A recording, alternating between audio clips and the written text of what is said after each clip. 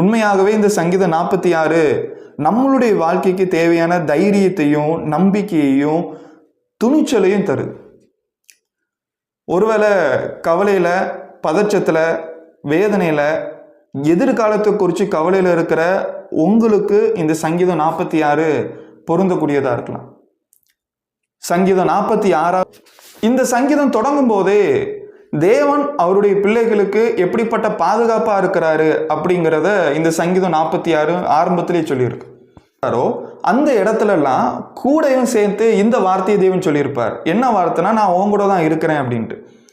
இது நம்மளுக்கு நம்பிக்கையை கொடுக்கக்கூடிய வார்த்தை. தேவனுடைய பிள்ளைகளாக இருக்கிற, அவரை பின்பற்றுகிற, அவருடைய வார்த்தையின்படி நடக்கிற அவருடைய ஜனங்களுக்கு தேவன் சொல்லியிருக்கிற வார்த்தை, நீங்கள் பயப்படாதீங்க, நான் உன் கூட தான் இருக்கிறேன், நான் உங்க கூட தான் இருக்கிறேன். இதனால தான் சங்கீதம் 46 பாடின சங்கீதக்காரன் சொல்றாரு, இந்த பூமி நிலை மாறினாலும் எந்த ஒரு விஷயம் இல்லாமல் போனாலும் நாங்கள் பயப்பட மாட்டோம், ஏன்னா தேவன் எங்களோடு இருக்கிறார். ரெண்டாவது, தேவன் நம்மளுடைய வாழ்க்கையில் செயல்படுகிறார் அப்படிங்கிறத அறிந்து கொள்வது ரொம்ப முக்கியமான விஷயம்.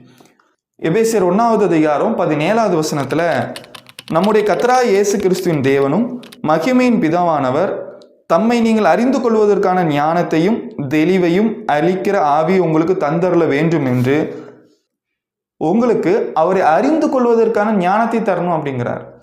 நாம் எல்லாருமே தேவனை பின்பற்ற நினைக்கிறோம், ஆண்டவராக இயேசு கிறிஸ்துவை பின்பற்ற நினைக்கிறோம். ஆனால் நம்மளுடைய சுய புத்தியின் மேலே சாராமல், என்னுடைய விருப்பத்தின்படி தேவனை தேடாமல், தேவனுக்கு என்ன பிடிக்கும், தேவனுக்கு என்ன பிடிக்காது அப்படிங்கிறத நான் தெரிஞ்சுக்கணும்.